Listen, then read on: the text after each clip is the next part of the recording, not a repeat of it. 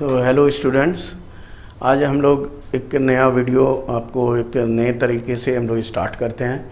आज बेसिकली जो मेरा टॉपिक्स है, टॉपिक में जैसे इनर्ट पेयर इफ़ेक्ट, ये एक इम्पॉर्टेंट टॉपिक होता है स्पेशली आपका जो जेई के लिए इंजीनियरिंग में और साथ में नीट मेडिकल। तो नीट एंड जेई दोनों के लिए इम्पॉर्टेंट ये टॉपिक है, that is inert pair effect. ये बहुत ही इंपॉर्टेंट है, हमेशा क्वेश्चन इससे आता है, इससे रिलेटेड। तो इनर्ट पेयर इफ़ेक्ट क्या है, बेसिक कंसेप्ट ये हम लोग आज जानेंगे, सीखेंगे जो इनर्ट पेयर इफ़ेक्ट आखिर होता क्या है। तो इनर्ट पेयर इफ़ेक्ट में हम लोग स्टार्ट करते हैं। लेट्स, जैसे हेडिंग में दिए हैं हमने इनर्ट पेयर इफ़ेक्ट। तो बेसिकली ये डिफाइन, इसको अगर मोटे तौर पे अगर देखें एक लाइन में, तो इनर्ट पेयर इफ़ेक्ट है क्या। तो basically it is defined as the dependency of electron जो in the outer most s orbital. जो एस ऑर्बिटल है उसमें जो इलेक्ट्रॉन होता है वो अनआयनाइज्ड रहता है, रिमेन अनआयनाइज्ड। तो ये अनआयनाइज्ड रहता है, ठीक है, it remain un-ionised in compounds, ठीक है। तो ट्रांजिशन के बाद जो हेवियर एटम होता है तो उसमें क्या होता है, जब ट्रांजिशन के बाद ये जो एस इलेक्ट्रॉन के एस ऑर्बिटल का जो इलेक्ट्रॉन्स होते हैं they do not easily ionised, वो अनआयनाइज्ड वे में ही रहता है, मीन्स वहाँ से इलेक्ट्रॉन निकलता नहीं है, ठीक है। तो ये पेयर ऑफ इलेक्ट्रॉन है, एस ऑर्बिटल में कितने इलेक्ट्रॉन होते हैं, 2, दैट इज़ पेयर में है। तो ये जो इलेक्ट्रॉन है एस ऑर्बिटल के, ये अनआयनाइज्ड रहते हैं, मतलब यहाँ से इलेक्ट्रॉन निकलता नहीं है, ठीक है। तो ये निकलता क्यों नहीं है बेसिकली, तो due to poor shielding effect.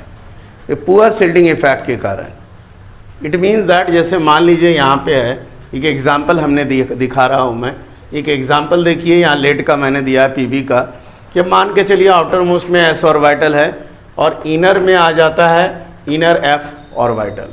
हम लोग जानते हैं ट्रांजिशन एलिमेंट में या फिर एफ ब्लॉक में हम लोग पढ़े हैं कि इनर में आ जाता है एफ ऑर्बिटल, इलेक्ट्रॉन रहते हैं वहाँ पे। तो ये जो है इसका एफ ऑर्बिटल, इसके जो इलेक्ट्रॉन है ये एफ ऑर्बिटल का पुअर शिल्डिंग इफेक्ट होता है, मतलब ये उतना इसको रोक नहीं पाता है, न्यूक्लियस का इफेक्ट जो है इस आउटर मोस्ट जो एस ऑर्बिटल है यहाँ पड़ जाता है, यहाँ इफेक्ट इसका पड़ता है, इफेक्ट होता है, इसका शिल्डिंग नहीं कर पाता, मतलब पुअर शिल्डिंग होता है।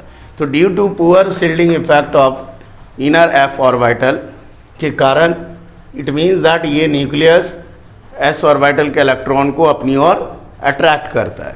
तो जब अपनी ओर ये इलेक्ट्रॉन, ये न्यूक्लियस है, ये इलेक्ट्रॉन है, ये पुअर शिल्डिंग इफेक्ट है, ये मान लीजिए पुअर शिल्डिंग इफेक्ट है, ये पुअर शिल्डिंग है, ये इलेक्ट्रॉन जो है आपका पुअर शिल्डिंग है। तो ये पुअर शिल्डिंग है, दैट इज़ पुअर शिल्डिंग, ये हमारा पुअर शिल्डिंग इफेक्ट है, ठीक है। तो जस्ट वेट थोड़ा सा, तो पुअर शिल्डिंग इफेक्ट है। पुअर शिल्ड होने के कारण ये इलेक्ट्रॉन को क्या करेगा, अपनी ओर अट्रैक्ट करेगा। कौन करेगा, ये न्यूक्लियस। तो जब ये न्यूक्लियस, ये पुअर शिल्डिंग इफेक्ट होने के कारण ये इलेक्ट्रॉन को न्यूक्लियस अपनी ओर अट्रैक्ट करेगा, जिसके कारण ये electron closer to the nucleus, nucleus के नज़दीक आ जाएगा, ठीक है। और जब न्यूक्लियस के नज़दीक आएगा तो ये इलेक्ट्रॉन ट्रांजिट नहीं होगा, इलेक्ट्रॉन बाहर नहीं निकलेगा, मतलब इलेक्ट्रॉन आयनाइज्ड नहीं होंगे, जिसके कारण यही हम लोग बोलते हैं इसी को, जब ये इलेक्ट्रॉन आयनाइज्ड नहीं हो रहा है due, and this is called inert pair effect. जो अनआयनाइज्ड नहीं होता है मतलब इनर्ट हो गया, दे डू नॉट लूज। तो ये जो है ये अट्रैक्ट होने के कारण न्यूक्लियस इसकी ओर अट्रैक्ट कर लेता है, और ये जो है एफ, ये दिख रहा है इनर्ट एफ ऑर्बिटल, ये इसको शिल्ड नहीं कर पाता, रोक नहीं पाता है, जिसके कारण से ये electron this electron attracted by the nucleus. तो न्यूक्लियस अपनी ओर अट्रैक्ट करता है, और for this reason the electron do not release, the electron can not be release, बाहर नहीं निकलता है, and it do not ionized, ये आपका आयनाइज्ड नहीं होता है, जिसको हम एक टर्म आता है कि रिमेन अनआयनाइज्ड। तो ये रिमेन अनआयनाइज्ड रहता है, for this is called inert pair effect. Clear. ना यहाँ पे देख लीजिए, again I just explain it, यहाँ पे मैंने फिर से लिखा है due to poor shielding effect of f orbital, यही मैंने दिखा रहा था एफ ऑर्बिटल। तो ये एफ ऑर्बिटल का पुअर शिल्डिंग इफेक्ट के कारण एक एग्जांपल मैंने दिया था लेड पीबी का, दिस वन। तो लेड इसके कारण से nucleus pull the outer s electron को अपनी ओर पुल अप करता है, अट्रैक्ट करता है, हैंस एस इलेक्ट्रॉन जो होगा एस ऑर्बिटल का स्टेड इनर्ट, ये इनर्ट हो जाता है, and this is called inert pair effect. Clear ना? नाउ अब देखिए एक फिर से हमने लिखा है कि शिल्डिंग ऑर्डर, देयरफॉर आपका शिल्डिंग जो ऑर्डर है, शिल्डिंग ऑर्डर का एक ऑर्डर है कि सबसे ज़्यादा ये शिल्डिंग ऑर्डर मेरा ये कम होगा, सबसे ज़्यादा पुअर है इसका, उससे ज़्यादा शिल्डिंग है ये, इससे ज़्यादा पी है और इससे ज़्यादा एस है। मतलब एस ऑर्बिटल को अपनी ओर अट्रैक्ट होने के कारण इसका शिल्डिंग ऑर्डर सबसे कम होगा, ये सबसे ज़्यादा होगा, सॉरी ये सब ऑर्डर है, मीन्स सबसे ज़्यादा शिल्डिंग ऑर्डर इसका हुआ, मतलब इसको अपनी ओर अट्रैक्ट करेगा, this one more as compare to this, फिर ये ज़्यादा होगा एज कम्पेयर टू दिस, और ये ज़्यादा होगा एज कम्पेयर टू एफ। तो शिल्डिंग ऑर्डर सबसे कम किसका हो गया? एफ ऑर्बिटल का। नाउ इट क्लियर, ये हमने दिया शिल्डिंग ऑर्डर, ध्यान रखना है इसको। इससे भी क्वेश्चन आते हैं कि which one is the right order for shielding order के लिए कौन सा है, तो ये ऑर्डर होगा। क्लियर ना? ये समझ में आया? एक और देखिए यहाँ से भी क्वेश्चन आता है कि ये जो मेल्टिंग पॉइंट है, ये मेल्टिंग पॉइंट डिक्रीज होता है due to inert pair effect, ये भी क्वेश्चन आता है। व्हाट इज द रीज़न, क्या रीज़न है? जैसे मान लीजिए आर्सेनिक दिए हैं, एंटीमनी दिए हैं, बिस्मिथ दिए हैं, these are the heavier metal है, ये हैवियर मेटल होता है, you know that, antimony, bismuth, ठीक है। तो ये इस केस में अगर देखेंगे तो ये मेल्टिंग पॉइंट इसका देखिए 1089 है, एंटीमनी का देखिए 904 एंड बिस्मथ का है 544। तो ऊपर से नीचे जैसे आ रहे हैं डिक्रीज हो रहा है, तो it means that melting point decreases due to inert pair effect. Okay, now it's a clear. तो ये भी क्वेश्चन आता है कि इनर्ट क्यों डिक्रीज किया, तो due to inert pair effect. जैसे जैसे हम यहाँ से आ रहे हैं तो इनर्ट पेयर इफेक्ट में ये कम होते जाएगा इसका melting point. Outer most s orbital के जो इलेक्ट्रॉन है can not be ionise easily. अब यहाँ एक आपको दिखा रहे हैं, ये क्लियर हो रहा है एग्जाम्पल के थ्रू से, आप क्लियर कर लीजिए अपना कॉन्सेप्ट को कि सिलिकॉन एंड जर्मेनियम, इसका जो ऑक्सीडेशन स्टेट होता है 4 होता है, मतलब ये ग्रुप 14 और यू कैन से दैट 4, तो ये जितना ग्रुप नंबर है उतना ही इसका ऑक्सीडेशन स्टेट है, ठीक है। अब इससे और हैवियर में जाते हैं, देखिए यहाँ टीन एंड लेड है, तो इसमें हमारा ऑक्सीडेशन स्टेट क्या हो गया कि माइनस कर देंगे, जितना ग्रुप नंबर है 4, ये भी ग्रुप नंबर 4 का ही है, ये भी चारों हमारा ग्रुप नंबर 4 है, और 14, तो ये ग्रुप नंबर 4 इसमें क्या हो गया -2 की है वो इनर्ट के लिए। तो जैसे ही हम हैवियर की ओर जाएंगे तो ये -2 हमारा यहाँ पे आ रहा है, तो यहाँ पे ऑक्सीडेशन स्टेट जो हो गया 4 ग्रुप नंबर है उसमें -2 माइनस कर देंगे, दैट इज़ ग्रुप नंबर -2, यही इसका ऑक्सीडेशन स्टेट होगा। तो इस तरह का ये क्वेश्चन आते हैं कि यहाँ पे ऑक्सीडेशन स्टेट कितना होगा और यहाँ पे ऑक्सीडेशन स्टेट कितना होगा। तो एक जनरल कैरेक्टरिस्टिक है कि ये शुरू के जो हैं 2 वो according to equal to group number, जैसे हैवियर की और नीचे आएंगे दैट इज़ ग्रुप नंबर -2, जो कि लास्ट अगर नेक्स्ट फर्दर हम एग्जांपल देके आपको और डिटेल में थोड़ा बता देंगे तो ये क्लियर हो जाएगा आपको। तो आई थिंक ये तो पहले समझ में आ गया कि इनर्ट पेयर इफेक्ट क्या है, क्लियर ना। तो ये हमारा इनर्ट पेयर इफेक्ट के बेसिक कंसेप्ट थे।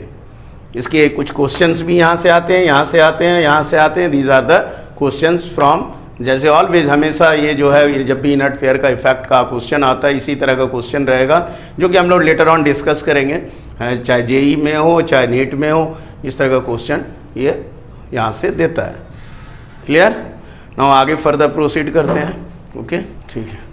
तो जैसे मैंने कहा कि ये एग्जाम्पल देके और थोड़ा क्लियर कर लेते हैं कि लोअर एलिमेंट्स जैसे जैसे नीचे की ओर आते हैं उसमें क्या होता है, -2 ग्रुप नंबर में -2 होता है, वो इनर्ट पेयर इफेक्ट आता है। जैसे हम यहाँ पे दिए हैं, जैसे ग्रुप 13 है, 14 है, 15 है, 16, 17, ग्रुप 17, तो 13 to 17 ग्रुप है। इसमें देखिए हम डाउन द ग्रुप दिए हैं, जैसे एल्युमिनियम है, गैलियम है, इंडियम है, इस तरह से करके हमने दिया सिलिकॉन, जर्मेनियम, ठीक है, टीन एंड लेड। इसी तरह से phosphorus, arsenic, antimony, bismuth, like this, fluorine, यहाँ क्लोरीन, ब्रोमीन, आयोडीन, एस्टेटिन, इस तरह से दिख रहा है आपको। तो हमने एक एग्जाम्पल दिया है कि यहाँ जो ये दो है 1 and 2, first and second, upper top 2, ये एल्युमिनियम में, तो इसमें क्या है, इसका जो ऑक्सीडेशन नंबर होगा according to group number means 3, ठीक है। तो ये +3 होगा, ये होगा +4, ये होगा +5, ये होगा +6, ये होगा +7। It means that oxidation state is equal to group number.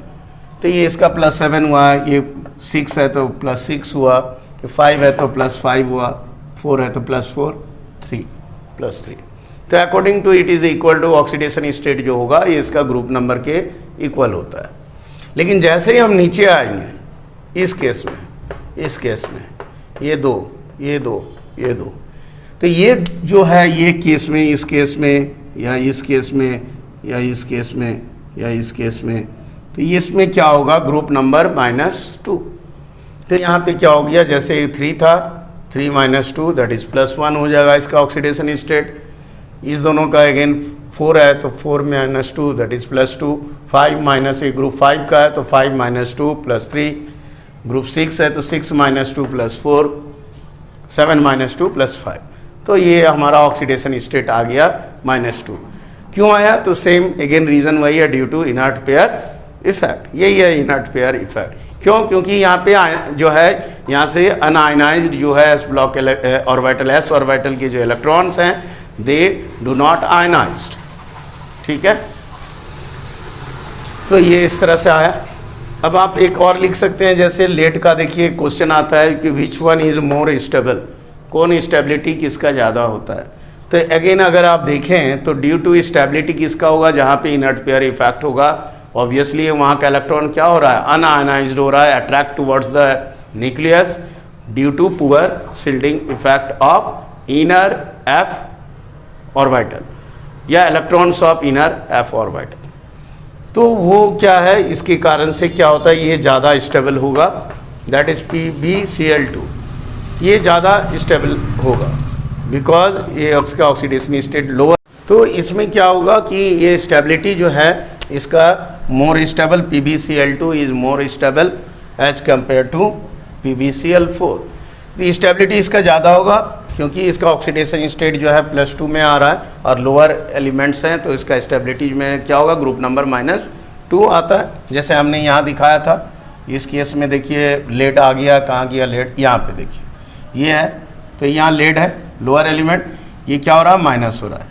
तो यहाँ पे क्या होगा, more stability +2 oxidation state, lower element है इसका स्टेट। लेकिन इस केस में अगर दोनों का कंपेयर करें PbCl4 एंड PbCl2 तो this one is more stable, ठीक है, क्लियर।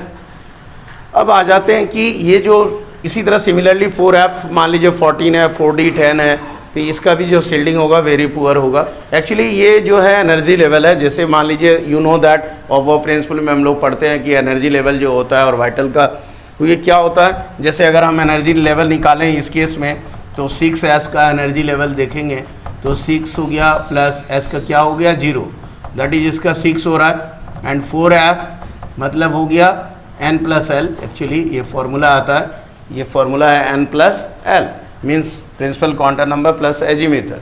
तो यहाँ पे अगर लेते हैं 4 और प्लस f का हो गया कितना, s का 0 होता है, p का 1, d का 2 एंड f का 3, तो 4 + 3 दैट इज 7। तो ऑब्वियसली इसका एनर्जी लेवल 4f ज़्यादा है, इसका एनर्जी ज़्यादा है एज कम्पेयर टू 6s। तो इस तरह से अगर हम निकालते हैं तो एनर्जी जो लेवल होगा 6s का सबसे कम होगा, 4f का ज़्यादा, उससे 5d का ज़्यादा होगा और उससे ज़्यादा होगा 6p का। तो ये एनर्जी लेवल है, ठीक है। तो इस तरह से हम लोग देखते हैं कि एनर्जी लेवल जो है, एनर्जी लेवल ये इस तरह से अरेंज होगा, मतलब ये 6p है, इसका एनर्जी लेवल सबसे ज़्यादा होगा। तो ये increasing order of energy level है, ठीक है। तो बेसिकली हम लोग ये देख रहे हैं कि जो due to inert pair effect के कारण बहुत सारा, जैसे खास करके मेल्टिंग पॉइंट, स्टेबिलिटी, ये सब जो है इसका इफेक्ट पड़ता है।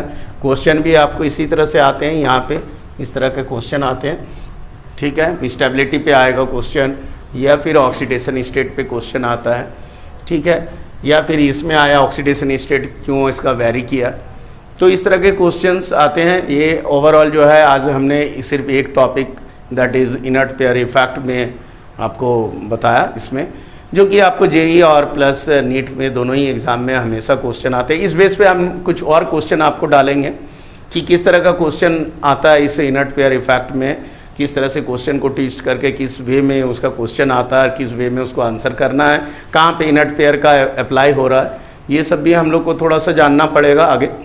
लेकिन ये आज का जो वीडियो था बेसिकली ये बेसिक कॉन्सेप्ट हमने क्लियर किया आपको।